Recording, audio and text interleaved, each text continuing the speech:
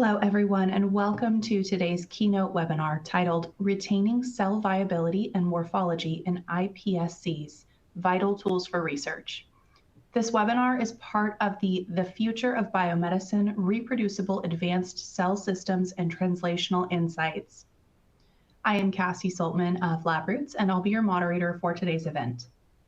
Today's educational web seminar is brought to you by Sartorius. Before we begin, I would like to remind everyone that this event is interactive. We encourage you to participate by submitting as many questions as you would like during the presentation. To do so, simply type them into the Ask a Question box and click Submit. We'll answer as many questions as we have time for at the end of the presentation. Now let's get started. I now present today's speaker, Daryl Cole, Application Scientist at Sartorius. For a complete biography on our speaker, please visit the Presenter tab from the menu on the left of your screen. Daryl, you may now begin your presentation.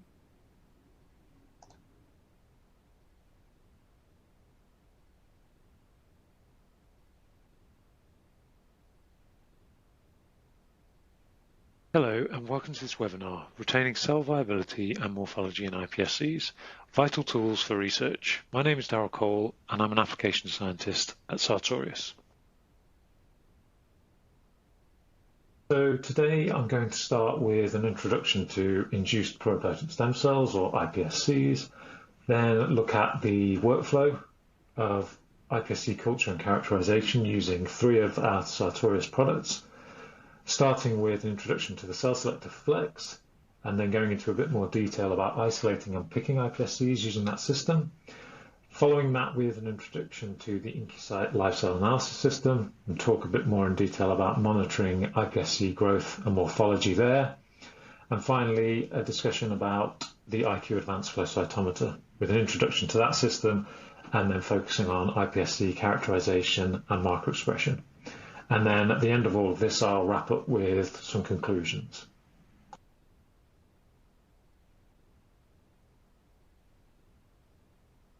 So let's begin with an introduction to iPSCs. Induced pluripotent stem cells, or iPSCs, have the ability to differentiate into multiple lineages depending on their type. They are a highly valuable research and clinical tool and can be used to develop models of normal and diseased tissues. So if you take a look at the schematic on the right-hand side of the slide, you can see the journey an iPSC could potentially take. So starting with a totipotent cell type, we have those cells that can produce all the cells in the body, including placenta and embryo. And moving down from that, we have pluripotent cells, which are what our iPSCs are categorized into. And they can produce all of the somatic cells of the human body and also produce themselves as well. So you can look at blood, cardiac, tissue, neural, bone, hepatic as some examples. They can be derived from induced pluripotent stem cells.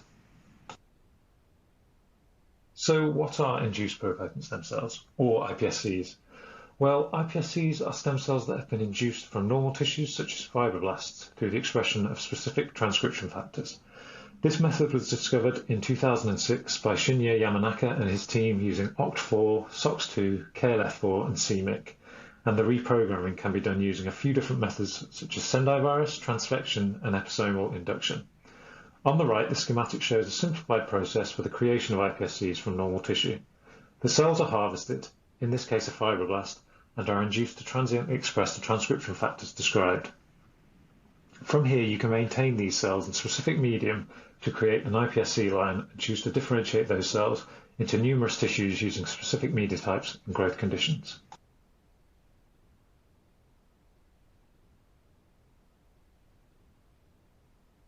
Now that we understand what iPSCs are, let's have a look at the overview of iPSC culture and characterization workflow.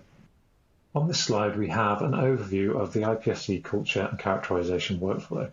So starting on the left-hand side, we have the CellCelector Flex, which is the system that we will be using to pick and isolate cells. Then in the middle, we have the Incucyte, which we'll use for monitoring morphology and confluency of our iPSCs. And then finally, on the right-hand side, at the end of the workflow, we have the iQue for the characterization of marker expression at the endpoint of our experiments.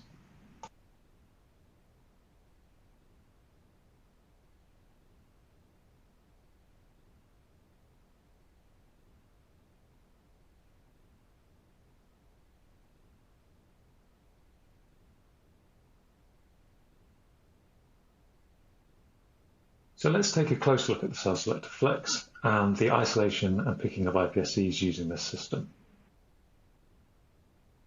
Here is the CellCelector Flex system. On the left-hand side is the CellCelector system with the picking arm and the objectives, and then on the right-hand side is the computer system that you would need to control the CellCelector Flex. So what we have is a very precise robotic arm for cell retrieval by aspiration and scraping, and we have automated microscopy with bright field, phase contrast and epifluorescence, and the system itself is very powerful. We can analyze images, use those to select cells of our choosing, document any images taken throughout the picking process, and we also have the robotic control through the computer itself. So you can set up automated picking systems of specific cell types based on their characteristics, and then leave the system to go away and do all of that picking for you. On this slide, we detail the exchangeable modules for large application versatility with the CellCelector Flex. So on the left-hand side, you can see the CellCelector Flex system, and the circled section is the arm or module, and the system will automatically detect which of these modules you have installed at particular points when you're using the system. And on the right hand side, we've got the 3 different modules that can be used with the system. So we've got the single cell picking module, which uses replaceable glass capillaries. In the middle, we have adherent colony picking module, which uses reusable stainless steel tips, which can be autoclaved for sterilization. And then on the right hand side, we have the semi-solid media picking module, which uses disposable plastic tips. So each of these have specific roles, where the glass capillaries can be used for picking single cells or small colonies. The adherent colony picking module is useful for scraping, so any particularly stubborn cell types that you want to scrape off the bottom of a well. And then the semi-solid media picking module is useful when you're, say, selecting organoids that are grown in a 3D matrix such as Matrigel.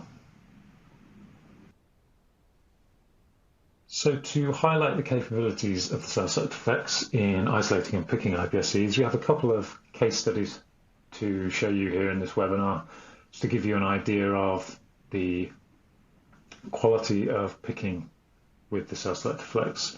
So these images here in the middle are of 2 different iPSC colonies. The one on the left has been picked manually, and the one on the right has been picked using the CellCelector Flex. And they've been stained for propidium iodide just to look at cell death in these specific colonies. So what you can see from the images is that the manually picked iPSCs have far more dead cells stained with propidium iodide than the CellCelector Flex iPSC colony. This exemplifies the reliability and gentle iPSC picking with the CellCelector Flex. And as you can see, the iPSCs are healthier when picked using the CellCelector Flex compared to a manual iPSC pick. An area where the CellCelector Flex's accuracy is exemplified is in the isolation of iPSCs using the system. So the images we have in the middle here are of the same section of iPSC culture, but on the left we have a differentiated section prior to picking, and then on the right we have that same section after the differentiated section has been removed by the CellCelector Flex. So you get an idea of the accuracy and specificity of the system, where if you're growing some nice optimal iPSC clones and you find some differentiated sections within those colonies, you can use the CellCelector Flex to remove those unwanted sections, ensuring the purity of your iPSC clones. Now, if you wanted to do the reverse, where you have some lovely optimal iPSC colonies growing in a plate, but you start to notice a lot of the other areas of your culture are becoming differentiated, you can use the CellCelector Flex to go in and pick out that individual colony or multiple colonies that are the optimum in terms of pluripotent phenotype, and then you can grow those on in new plates as a more pure iPSC culture. As alluded to before, using the CellCelector Flex, because of its accuracy and specificity, you can passage the best iPSCs using the system. So the images here show you an iPSC colony growing on a feeder layer, and what we've done here is picked a specific section of the colony, so a pluripotent section, and then we've just gone in there and specifically removed that section without disturbing the surrounding cells. And you can then take that more pluripotent section of your colony and grow that on. And so that allows you to successfully pick for passaging or even downstream analysis, such as marker expression analysis later on in your workflow. Now we're going to take a look at the Incucyte live cell analysis system with a brief introduction, and then we'll look at monitoring iPSC morphology using the system. So here's the Incucyte live cell analysis system. So on the right, we've got a picture of what the system looks like and some of the reagents that you can use with the system in the little tubes there. And it gives you an idea of the sorts of flasks and plates that can be used with the system as well. So the good thing about the Incucyte is that you can leave your cells undisturbed and stationary in the incubator during analysis, so you're protecting the cells from being removed from the incubator multiple times in order to take images. So the image there of the Incucyte itself, that isn't what you would normally see, because usually that would be sitting inside an incubator. You also have setup and walk away convenience. So the integrated image analysis software will allow you to set up your analysis and then view your experiments from PCs as long as they're connected to the same network. The system also allows you to improve productivity because it can accommodate multiple users and applications in up to 6 microplates in parallel. And you can acquire and view images over time. As said before, because the system is sitting in an incubator, you can leave your cells in there for long periods of time and take real-time continuous images and then analyze those images. So you can get growth rates, growth curves, all through longer term studies using the Incucyte. Combining the Incucyte live cell analysis system with one of the previously mentioned reagents, we developed some Nuclite rapid red iPSCs, and they were cultured under optimal and non-optimal conditions to create 2 distinct phenotypes. So the images on the right hand side show you iPSCs grown under optimized conditions at the top, and then at the bottom, iPSCs grown under non-optimized conditions. So the optimized conditions were iPSCs grown in Nutristem HPSC XF. So that's a media produced by Sartorius, developed specifically for iPSC or stem cell growth. And then at the bottom, those same cells were grown in RPMI, so a standard culture media that's lacking in all of the growth factors and cytokines required for iPSC growth. So you can quite clearly see a change in morphology between the 2 conditions. So the cells were monitored for 2 days and then analysed using the Incucyte live cell analysis system. And as I've mentioned, the morphological difference is clearly visible from the images collected. The optimised iPSCs form densely packed colonies, which you can see from the nuclear staining on the right-hand side, and the non-optimised iPSCs are far more spread out with a less dense colony formation, more indicative of a fibroblastic appearance. And you can again see that with the nuclear staining of those particular cells on the right-hand side at the bottom. Using the Incucyte and the Nuclite red iPSCs, we are able to monitor pluripotent potential in these particular cell types. So we can quantify morphological differences. During this experiment, we used adherent cell-by-cell scan, the basic analyzer, and the AI confluence analysis. So the basic analyzer and AI confluence analysis were used for nuclear and cytoplasm area measurements. So what you can see on the left-hand side in the images are the masking used by the system in order to identify the total area of the confluence and then the individual nuclear area from the Nuclite red staining. So with this information, we created a ratio called the nuclear cytoplasm ratio, which is used as a standard tool for measuring iPSC pluripotency in imaging. And we took the total nuclei area, divided it by the total cytoplasmic area, and that gave us this ratio.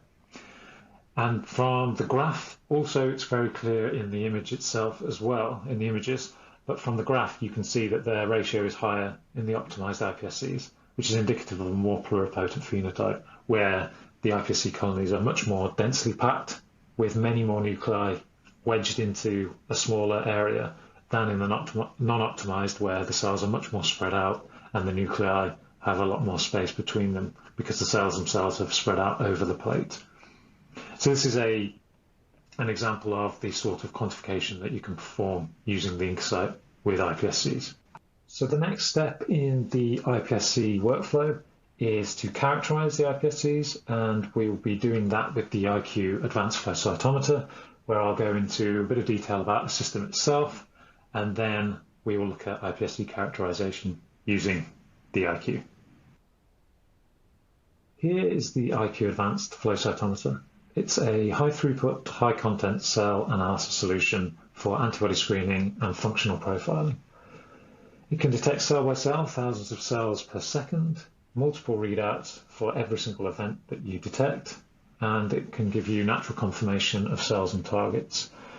Some of the key benefits of the system are that it saves pressure samples. The sample size is down to 1 microliter, which is user-friendly. There's no dead volume. The entire sample is taken to the detector. It's very fast. You can get more answers in less time. So a 384 well plate can be measured in 15 minutes. A 96 well plate can be measured in less than 5 minutes. And in addition to all this, it also comes with proprietary Foresight software, which is a very user-friendly software. Makes it very easy to analyze your data collected on the system. The Foresight will allow you to run your plates, set everything up, and then do the analysis as well, all within one software package. Using the iQue advanced flow cytometer, we can characterize iPSC pluripotency and phenotype via marker expression analysis.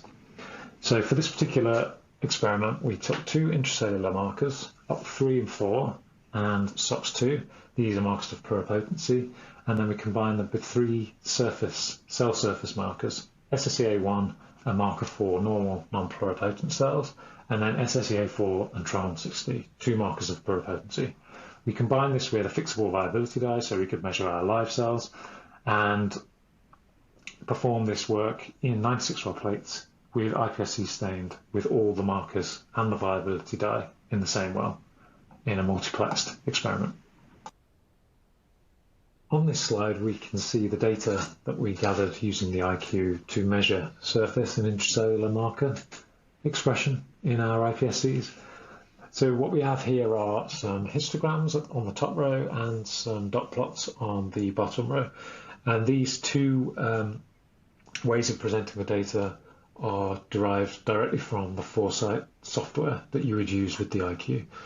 So we have in yellow THP1s, which are a normal cell control. And then in black, we have iPSCs that we've been growing for this experiment. And if you look over onto the right side of the slide, you can see that we have 2 markers, SOX2 and OCT3 and 4. These are our intracellular markers.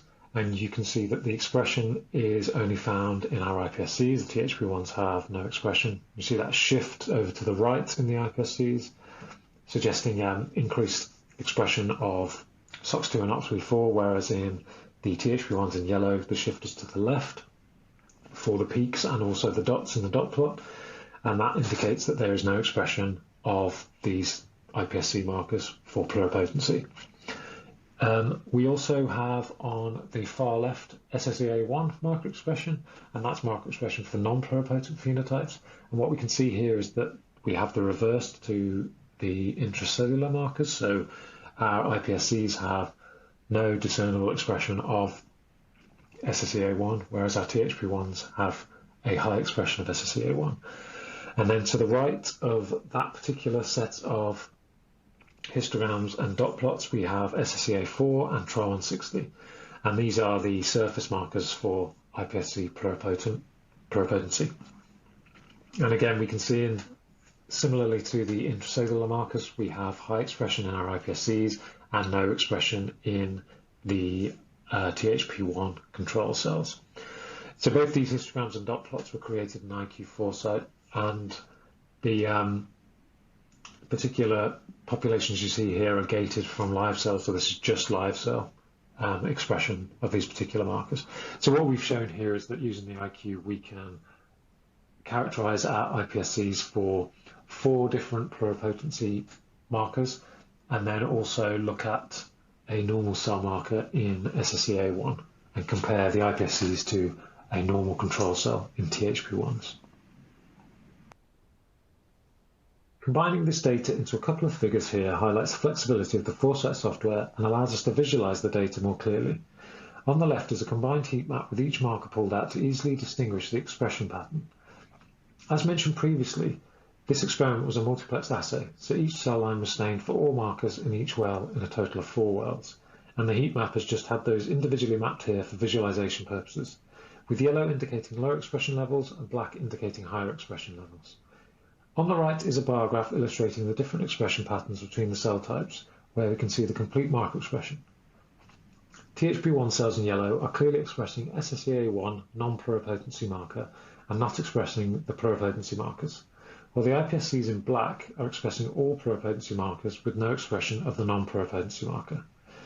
This data exemplifies the benefits of using the iQue platform for surface and intracellular marker phenotyping of precious cell types such as iPSCs for cell line development and other workflows where flexible, high-throughput, fast and robust analysis is required for important decision-making throughout such workflows. A further benefit is the small sample requirements of the iQue, saving precious sample for downstream processes.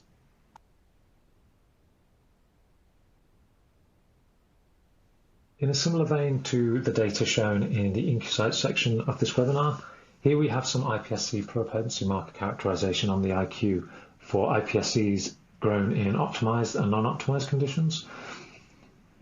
So as before, the iPSCs grown in optimized conditions were grown in stem cell specific media, specifically Nutristem, and the non-optimized iPSCs were grown in RPMI. We have the same control in the THP1s as our normal controls, but we also have NCCI cells, which act as a pluripotent cell control, so they express pluripotent markers and do not express the non-pluripotency marker SSEA1. So what we've got here are iPSCs cultured in optimized and non-optimized conditions, and then surface marker expression analyzed on the iQue. So if you take a look at the graph at the top on the right-hand side of the slide, you can see that our THP1s have high levels of SSEA1, the non-pluripotency marker, and no expression of the pluripotency markers SSEA4 and Tri160. And just to explain the pluripotent portion of the graph, the grey bars, they are all cells that are SSEA1 negative but double positive for SSEA4 and Tri160. So that's our pluripotency measure for our iPSCs. And if you look below that graph, you can see the dot plots that give us an idea of the changes in marker expression in optimized and non-optimized conditions. So on the optimized side, you can see there are no expression of SSEA1, but then the cells that are grown in the non-optimized conditions, you see a shift over to the right where they're beginning to express SSEA1. So comparing the two, iPSCs in the optimized conditions have high levels of pluripotency markers and no expression of the non-pluripotency marker, whereas the iPSCs in the non-optimized conditions have reduced levels of pluripotency markers and an increased expression of the non-pluripotency markers.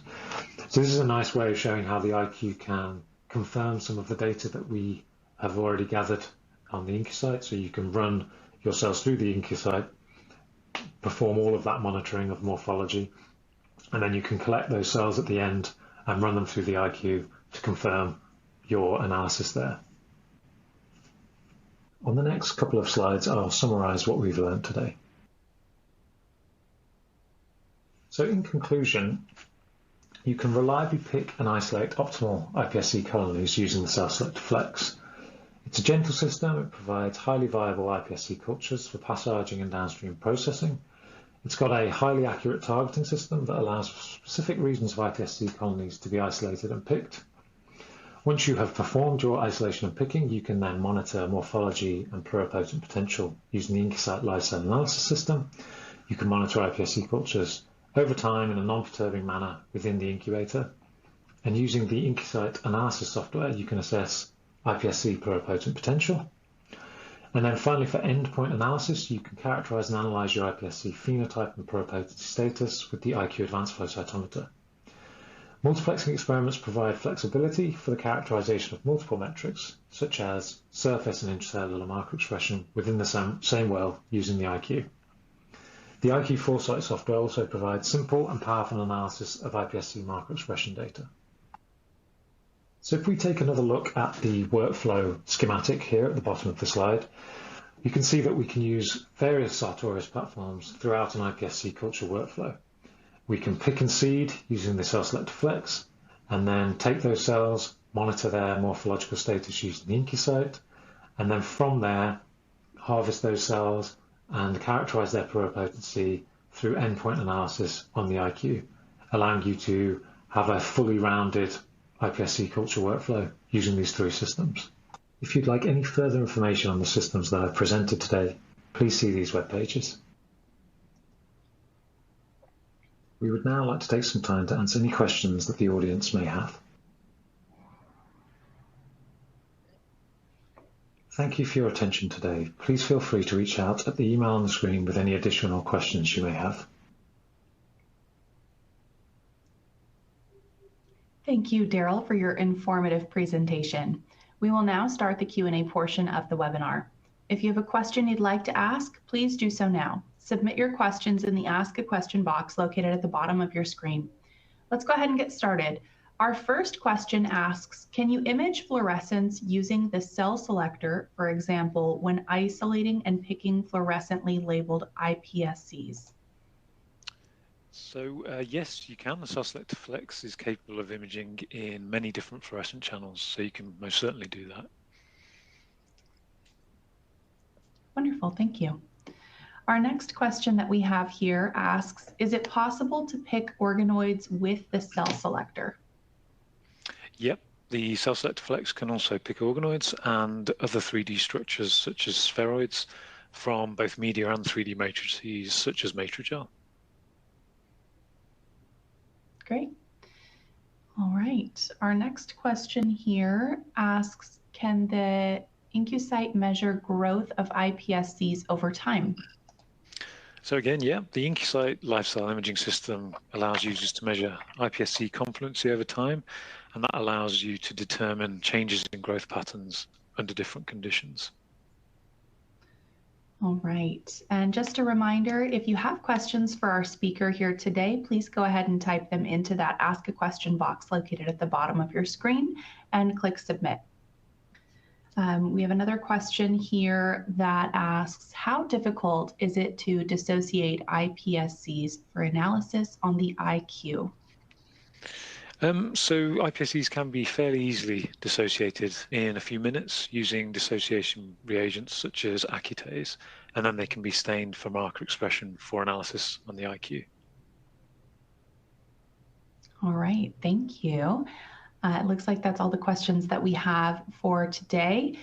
I wanted to thank you again, Daryl, and ask, do you have any final comments for our audience? I'd just like to say thank you for the opportunity to share some of our work and remind the audience just to take a look at our website for any further details on iPSC culture and the solutions that Sartorius provides. Thank you again, Daryl, for your time today and your important research. Before we go, I'd like to thank the audience for joining us today and for their interesting questions. Questions we did not have time for today, and any questions submitted during the on-demand period will be addressed by our speaker via the contact information you provided at the time of registration. This webcast can be viewed on demand for 1 year until January 23rd, 2025. Labroots will alert you via email when it's available for replay. We encourage you to share that email with your colleagues who may have missed today's live event. Until next time, goodbye.